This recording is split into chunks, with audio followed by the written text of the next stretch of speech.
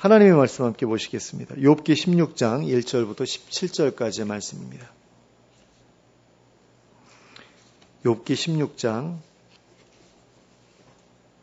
1절부터 17절까지의 말씀을 함께 보시겠습니다. 욥기 16장 1절부터 17절까지 함께 합독하도록 하겠습니다. 함께 읽겠습니다. 시작. 욥이 대답하여 이르되 이런 말은 내가 많이 들었나니 너희는 다 재난을 주는 위로자들이로구나. 헛된 말이 어찌 끝이 있으랴.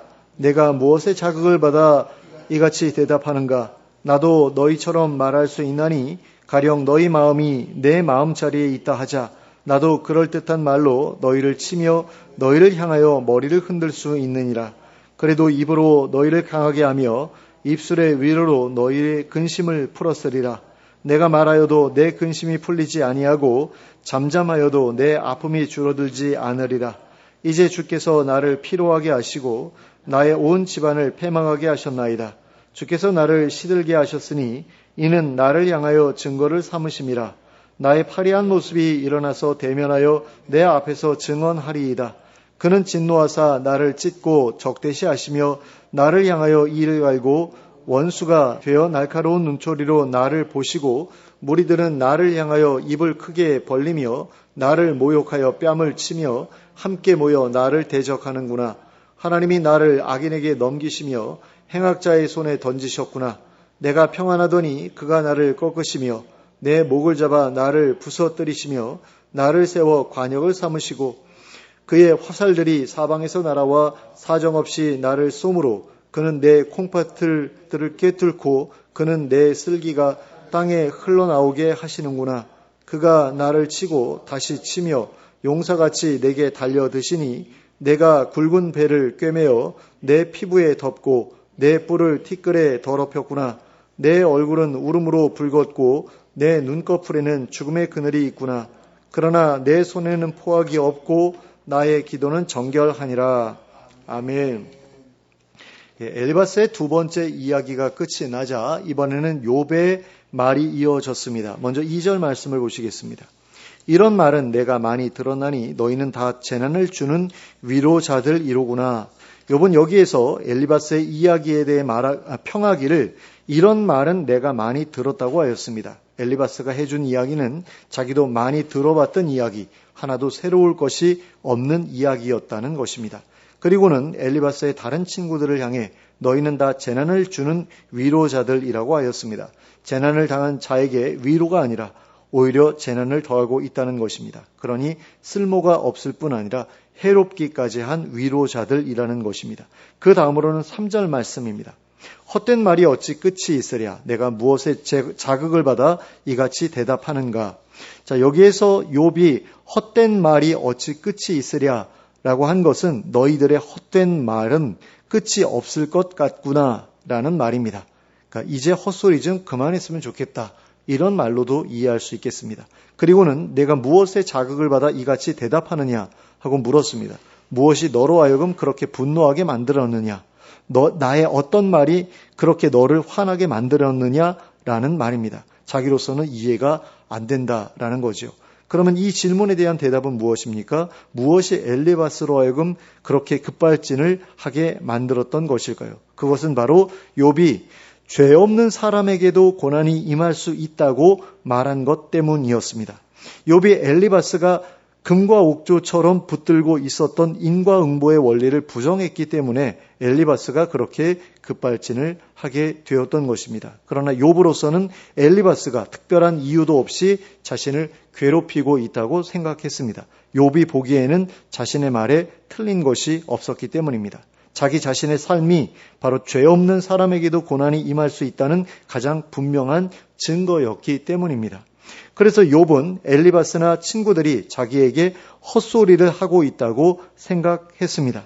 그리고 그 이유에 대해서는 서로 간에 처한 상황이 달라서 그럴 것이라고 생각했습니다. 그래서 욥은 자신의 상황을 이해하지 못하는 친구들을 향해서 다음과 같이 말했습니다. 4절 말씀입니다.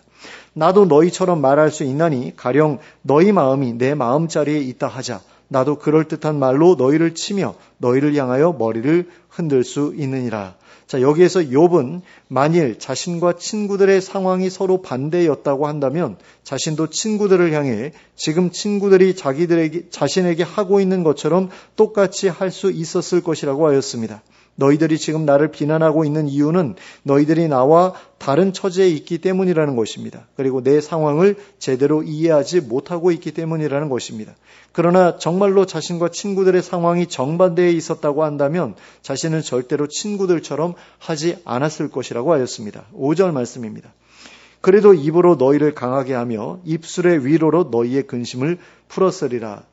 아무리 상대방이 많은 죄를 지어서 벌을 받고 있는 것처럼 보인다고 하더라도 그들이 자기의 친구인 이상 자신은 그들을 격려하고 위로해 주었을 것이라고 말하고 있습니다. 그리하여 그들의 근심을 풀어 주었을 것이라고 말하고 있습니다. 나는 너희들과는 다르게 반응했을 것이라는 말입니다.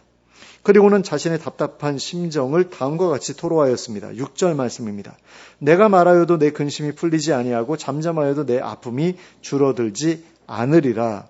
어떤 말을 해도 근심이 해결되지 않고 입을 다물고 있어도 아픔이 줄어들지 않는다는 것입니다. 그러니 어떻게 해야 할지 모르겠다라는 그런 이야기인 거죠.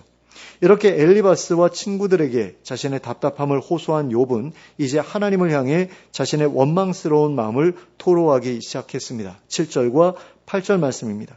이제 주께서 나를 피로하게 하시고 나의 온 집안을 패망하게 하셨나이다.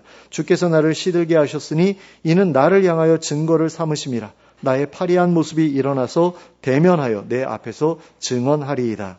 자, 여기에서 욥은 자신을 피로하게 하신 것도, 그리고 자신의 온 집안을 패망하게 하신 것도, 그리고 자신을 시들게 하신 것도 모두 다 하나님이시라고 말하고 있습니다. 이 모든 일들이 하나님께서 결정하신 대로 벌어진 일들이라는 것입니다. 그런데 8절 말씀은 무슨 뜻인지 이해하기가 너무나 어렵습니다. 그래서 표준 세번역 성경의 번역으로 읽어드리도록 하겠습니다. 주께서 나를 체포하시고 주께서 내 적이 되셨습니다. 내게 있는 것이라고는 피골이 상접한 앙상한 모습뿐입니다. 이것이 바로 주께서 나를 치신 증거입니다. 사람들은 피골이 상접한 내 모습을 보고 내가 지은 죄로 내가 벌을 받았다고 합니다. 자신의 시들고 파리해진 모습이 자신이 하나님께 벌을 받았다는 증거가 되고 있다는 것입니다. 그게 다 하나님 때문이라는 것입니다. 우리는 좋은 일이 생겼을 때 모두 하나님이 하셨습니다. 하나님이 다 하셨습니다. 라고 흔히 말합니다. 그런데 욥은 나쁜 일이 생기자 이게 다 하나님이 하신 일입니다. 라고 말하고 있는 거죠. 그런데 이 말들은 모두 다 맞는 말이거나 아니면 모두 다 틀린 말이어야 합니다. 생사, 화, 복, 이 모든 것을 주관하시는 분이 하나님이시기 때문입니다. 그러므로 복을 주신 것이 하나님이시면 화를 주신 것도 하나님이시라고 해야지 맞는 말입니다. 그러니까 내가 평소에 하나님이 복을 주셔서 많은 것들을 누렸다. 그래서 하나님께서 나에게 복을 주셨구나라고 말한다면 나에게 어려운 일이 닥쳤을 때 이것도 하나님께서 주신 것이구나라고 그렇게 말해야 맞는 말이 된다라는 겁니다. 그런 점에서 욥의 이 말은 틀린 말이 아니라고 할 수 있습니다. 욥이 지금 겪고 있는 이 고통은 하나님의 허락하에 욥에게 주어진 고통이기 때문입니다. 그러므로 욥이 자신의 고통에 대한 원인이 하나님께 있다고 말한 것은 틀린 말이 아닙니다. 그러므로 욥이 하나님께 서운한 마음을 갖게 된 것도 어떤 면에서는 당연한 일이라고 할 수 있습니다. 그러므로 욥의 이러한 말을 가지고 욥에게 신앙이 없다느니 욥이 하나님께 죄를 짓고 있다느니 하면서 정죄하는 것은 합당하지 않은 일입니다. 그런 일이 닥치게 된다면 누구라도 욥과 같이 반응할 수 있기 때문입니다. 그러므로 우리는 그저 욥의 고통에 찬 신음소리에 귀를 기울이면서 하나님의 반응을 기다려야 합니다. 하나님께서 욥의 말에 대해 친히 판단해 주실 때까지 우리는 잠잠히 기다려야 하는 것입니다. 그리고 그때까지 욥이 무엇이라 말하는지 계속해서 들어보아야 합니다. 이제 9절부터 11절까지의 말씀을 보겠습니다. 그는 진노하사 나를 찢고 적대시하시며 나를 향하여 이를 갈고 원수가 되어 날카로운 눈초리로 나를 보시고 무리들은 나를 향하여 입을 크게 벌리며 나를 모욕하여 뺨을 치며 함께 모여 나를 대적하는구나. 하나님이 나를 악인에게 넘기시며 행악자의 손에 던지셨구나. 자, 여기에서 볼 수 있듯이 욥은 하나님께서 자신에게 화가 나셨다고 생각하고 있었습니다. 그래서 자신을 찢으시고 적대시하시고 자신을 향해 이를 갈고 계시며 자신의 원수가 되어 날카로운 눈으로 자신을 째려보고 계신다고 생각했습니다. 그리고 자신들의 친구들에 대해서는 자기를 향해 입을 크게 벌리고 자신을 조롱하고 있다고 생각했습니다. 그들이 자신을 모욕하고 뺨을 치며 함께 모여 자신을 대적하고 있다고 생각했습니다. 그런데 욥은 이 모든 일들이 하나님의 허락하에 이루어지고 있다고 생각한 것입니다. 그래서 욥은 하나님께서 자신을 악인에게 넘기시며 행악자의 손에 던지셨다고 말하고 있습니다. 욥은 자신의 친구들이 자신에게 하는 짓들을 보면서 그들을 악인이라고 행악자들이라고 말하고 있는 것입니다. 앞에서 친구들을 향해서 재난을 주는 위로자들이라고 했었는데 이제는 악인과 행악자들이라고 말하고 있는 것을 보면 욥이 친구들에게 얼마나 실망했는지 또 얼마나 화가 났는지를 알 수 있게 됩니다. 그리고 그 다음으로는 하나님께서 자신에게 주신 고난에 대해 눈에 보이듯 생생한 표현으로 묘사하기 시작했습니다. 12절부터 14절까지의 말씀입니다. 내가 평안하더니 그가 나를 꺾으시며 내 목을 잡아 나를 부서뜨리시며 나를 세워 관역을 삼으시고 그의 화살들이 사방에서 날아와 사정없이 나를 쏘므로 그는 내 콩팥들을 꿰뚫고 그는 내 쓸개가 땅에 흘러나오게 하시는구나. 그가 나를 치고 다시 치며 용사같이 내게 달려드시니. 자, 여기에서 욥은 하나님께서 자신에게 하신 일들을 마치 용사가 전쟁에서 대적들에게 할 법한 일들에 비유해서 묘사하고 있습니다. 하나님께서 자신을 꺾으시고 목을 잡아 부서뜨리시는 것 같다고 하였습니다. 또한 자신을 관역으로 삼아 화살을 쏘고 계시는 것 같다고 하였습니다. 그래서 그분의 화살이 자신의 콩팥들을 꿰뚫고 자신의 쓸개가 땅에 흘러내리고 있는 것 같다고 하였습니다. 그렇게 계속해서 자신을 치고 또 치시면서 용사같이 자신에게 달려들고 계시는 것 같다고 하였습니다. 그 정도로 하나님께서 자신을 미워하시고 자신을 적대시하고 계시는 것처럼 느껴진다라는 겁니다. 얼마나 괴로우면 하나님이 나를 이렇게 미워하시고 나에게 이렇게 행하시는가, 이렇게 생각할 수 있을까요? 그리고 그 다음으로는 자신의 비참한 모습에 대해서 묘사하고 있는 것을 볼 수 있습니다. 15절과 16절 말씀입니다. 내가 굵은 배를 꿰매어 내 피부에 덮고 내 뿔을 티끌에 더럽혔구나. 내 얼굴은 울음으로 붉었고 내 눈꺼풀에는 죽음의 그늘이 있구나. 욥은 슬픔의 상징인 굵은 베옷을 입었고 고개를 땅바닥에 쳐박고 얼굴이 붉어지기까지 울었습니다. 이걸 이런 식으로 이제 묘사를 한 거죠. 그리고 눈꺼풀에는 죽음의 그늘이 앉아 있었습니다. 눈가가 시커멓게 보일 정도로 퀭해 있었다라는 것입니다. 그러나 이것은 그의 마음속에서 벌어지고 있었던 일에 비하면 아무것도 아니었습니다. 앞서도 살펴보았지만 욥은 참으로 이 세상을 빨리 떠나기를 바라고 있었습니다. 그래서 하나님께 계속해서 내 목숨을 끊어주십시오. 날 빨리 데려가 주십시오. 라고 계속해서 말씀드리지 않았습니까? 삶의 소망을 완전히 잃어버린 거죠. 그런데 욥은 자신이 그와 같은 처지에 놓이게 된 것이 결코 자신의 죄 때문이라고 생각하지 않았습니다. 도저히 그렇게 생각할 수 없었습니다. 자신에게는 그와 같은 벌을 받을 만한 죄가 없었기 때문입니다. 17절 말씀입니다. 그러나 내 손에는 포악이 없고 나의 기도는 정결하니라. 자, 나의 손에는 포악이 없고 나의 기도가 정결하다는 이 말은 자신에게는 하나님께 벌을 받아 마땅한 죄가 없다는 뜻입니다. 자신이 포악하다면 하나님께 벌을 받는 게 마땅하고 자신의 기도가 부정하다면 그 또한 하나님께 벌을 받는 게 마땅하지만 자신은 하나님 앞에서 그런 죄를 지은 적이 없다는 것입니다. 그런데도 하나님께서 자신에게 그렇게 모질게 대하고 계신다는 것입니다. 원수를 대하듯이 대적을 대하듯이 그렇게 대하고 계신다는 것입니다. 그런데도 친구들이 자신을 위로해 주기는커녕 자신을 괴롭히고 있다는 것입니다. 그런데 이것은 어쩌면 욥의 친구들에게 있어서는 당연한 일이었을지도 모릅니다. 만일 욥에게 임한 고난이 하나님께서 친히 주신 고난이었다고 한다면 욥의 친구들 입장에서 볼 때에 하나님께 벌을 받고 있는 욥을 위로해 주는 것은 하나님의 심기를 거스르는 일이 될 수도 있는 일이었기 때문입니다.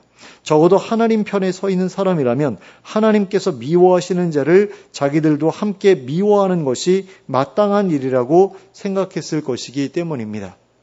그러나 그들의 생각과는 달리 하나님께서는 욥을 미워하고 계시지 않으셨습니다. 하나님께서 욥에게 고난을 허락하신 것은 사실이지만 욥이 미워서 그에게 고난을 주신 것이 아니었습니다. 그러므로 욥의 친구들은 얼마든지 욥을 위로해 주어도 되었습니다. 두려움 없이 위로해 주어도 되었다라는 것입니다. 그리고 이것은 우리에게도 마찬가지입니다. 우리도 때로는 고난 가운데 있는 사람들을 보면 저 사람이 하나님께 벌을 받아서 고난을 당하고 있는 것이 아닐까 하고 생각할 때가 있습니다. 그래서 그들을 돕는 것이 하나님의 뜻에 반하는 일은 아닐까 하고 생각할 때가 있습니다. 그런데 그런 생각은 실제와는 다른 완전히 잘못된 생각일 수 있습니다. 한 가지 예를 들어보겠습니다. 2005년도에 허리케인 카트리나로 인해서 미국 남부 지역에 엄청난 재난이 벌어진 적이 있습니다. 그때의 그 일에 대해서 어떤 종교인들이 하나님께서 미국의 동성애자들을 벌하기 위해서 그 일을 허락하셨다고 말했던 적이 있었습니다. 그런데 그들의 말과는 달리 미국 남부의 동성애자들은 대부분 고지대에 살고 있었다고 합니다. 그래서 허리케인 카트리나로 인해서 피해 본 일이 거의 없었다라는 이야기가 있었습니다. 그런 점에서 허리케인 카트리나로 인해서 일어난 그런 피해들이 동성애자들에 대한 하나님의 심판의 결과였다라는 주장은 욥이 말한 것처럼 끝도 없는 헛된 말에 불과한 것이었다라는 거죠. 그런데도 어떤 사람들은 그 말이 진실이라고 믿었습니다. 어쩌면 지금까지도 그 말이 진실이었다고 믿고 있을 수도 있습니다. 그러나 그것은 그저 망상에 불과할 뿐입니다. 그러므로 허리케인 카트리나로 인해서 재난을 당한 사람들을 돕는 것은 하나님 앞에서 아무런 문제가 되지 않는 일이었다라고 할 수 있습니다. 하지만 일부 종교인들의 헛소리를 믿었던 사람들은 카트리나 피해자들을 돕는 일을 주저했을 것이 분명합니다. 그런데 이런 일이 심심치 않게 벌어집니다. 어떤 안 좋은 일이 벌어졌을 때 그걸 하나님의 심판 때문이었다 라고 그렇게 생각을 한다라는 거죠. 그리고 그 사람들을 돕지 않으려고 한다라는 겁니다. 또 이런 경우도 있습니다. 세월호 사건이 일어났을 때 처음에는 교회에서 너무나 안타까워하고 막 불쌍한 일이라고 그렇게 얘기를 하다가 이것이 어느 정당에 유리하게 이용될 수 있다라는 그런 이야기가 돌자마자 완전히 분위기가 바뀌죠. 그래가지고 그 사람들에 대해서 적대적인 그런 분위기로 바뀌었던 것을 기억합니다. 말도 안 되는 그런 일들이 벌어졌던 것을 보는데 이런 일들이 교회 안에서 벌어졌다라는 것은 참 비극적인 일이 아닐 수가 없습니다. 그런데 앞에서 말씀드렸던 것처럼 하나님께 벌을 받아서 그런 일을 당했다라는 그런 이야기가 돌면 사람들이 돕지 않으려고 한다라는 거죠. 이런 것만 보더라도 알 수 있듯이 누군가를 돕지 않으려 할 때에 그 어떤 것보다도 더 좋은 핑계거리는 그 사람이 하나님께 죄를 지어서 벌을 받고 있다고 생각하는 것이라고 할 수 있다라는 겁니다. 그러니까 이것을 누군가를 돕지 않는 그런 근거로 이용한다라는 겁니다. 저 사람은 죄를 지었어. 그래서 하나님께 벌을 받고 있는 거야. 그러니까 내가 돕지 않아도 아무 문제가 되지 않아 라고 생각하면 나는 이제 저 사람을 돕지 않아도 떳떳 할 수 있는 거죠.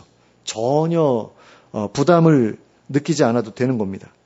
그래서 어떤 사람들은 고난 가운데 있는 사람들을 향해서 죄가 많아서 그렇다거나 또는 게을러서 그렇다는 등의 말을 통해서 그들을 정죄하고 그들로 하여금 고난당에 마땅한 자들로 만들어 버립니다. 그럼으로써 그들을 도와야 할 의무에서 벗어나고자 합니다.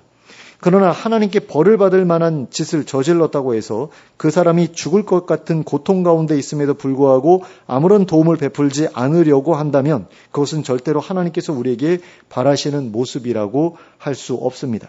하나님께서는 당신의 백성들에게 악인을 마음대로 죽여도 좋다고 하신 적이 없습니다. 또 우리 곁에서 악인이 죽어갈 때에 그것을 그대로 내버려 두라고 하신 적도 없습니다. 물론 죽어야 할 정도로 악한 일을 저지른 악인에 대해서는 법에 의해서 처벌하라고 하셨습니다. 하지만 자기 마음대로 악인을 해쳐도 좋다고 하신 적은 없습니다. 다만 악인을 칭찬하지 말고 악인을 두둔하지 말라고 하신 적은 있습니다. 또 악인을 깨우치라고 말씀하신 적은 있습니다. 그러나 죄인에 대해서는 미혹된 길에서 돌아서게 하라고만 말씀하셨습니다. 그들을 미워하거나 멀리하거나 벌하라고 하신 적이 없습니다. 특히 예수님께서 죄인에 대해 말씀하신 것을 보면 당신께서 이 땅에 오신 이유를 죄인을 불러 회개시키기 위해서라고 말씀하고 계신 것을 볼 수 있습니다.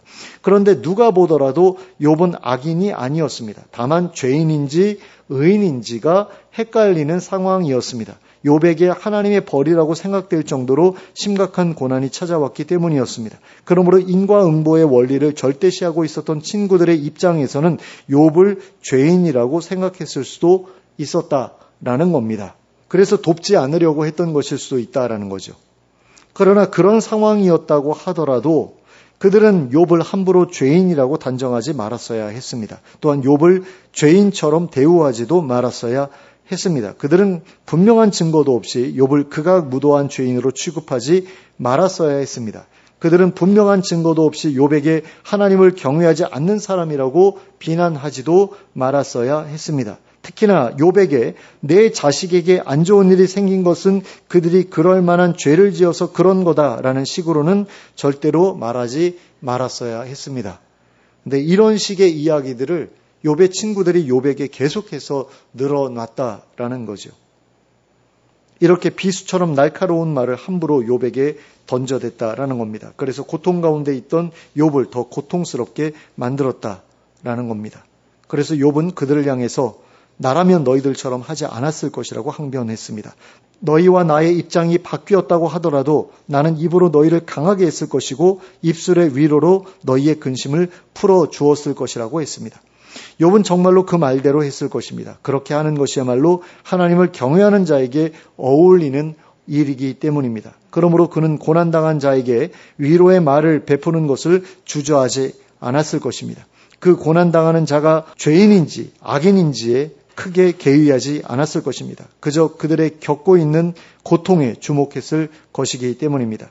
왜냐하면 욥은 오래전부터 그렇게 해왔던 사람이기 때문입니다. 말로만이 아니라 실제적으로도 많은 이들을 도와왔던 사람이기 때문입니다. 욥기 29장 11절부터 17절까지의 말씀을 제가 읽어드리겠습니다. 귀가 들은즉 나를 축복하고 눈이 본즉 나를 증언하였나니 이는 부르짖는 빈민과 도와줄 자 없는 고아를 내가 건졌음이라. 망하게 된 자도 나를 위하여 복을 빌었으며 과부의 마음이 나로 말미암아 기뻐 노래하였느니라.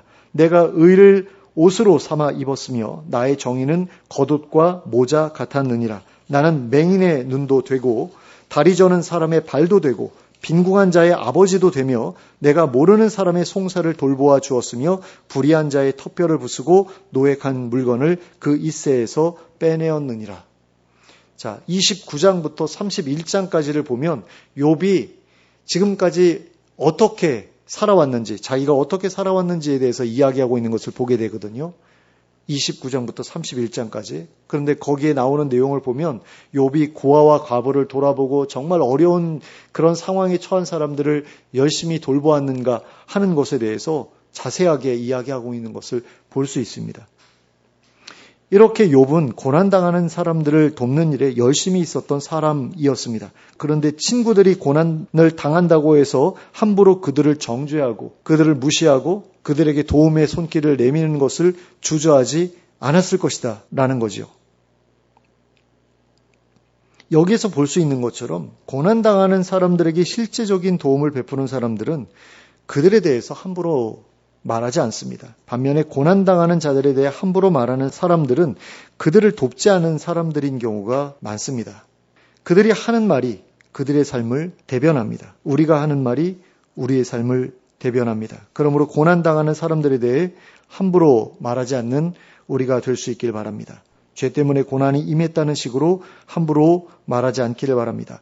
회개해야만 내 문제가 해결될 것이라는 식으로 함부로 말하지 않기를 바랍니다. 그저 곁에서 기도로 돕는 우리가 될 수 있기를 바랍니다. 하나님께서 친히 그들을 깨우쳐 주시기를 위해서 기도하는 우리가 될 수 있기를 바랍니다. 그리고 말의 위로와 더불어 실제적인 도움을 베푸는 일에 인색하지 않은 우리가 될 수 있기를 바랍니다. 그리하여 하나님을 대신하여 그들에게 위로를 전하고 그들로 하여금 다시 일어설 수 있도록 하는 일에 귀하게 쓰임받는 우리 모두가 될 수 있기를 예수 그리스도의 이름으로 축원합니다. 함께 기도하겠습니다.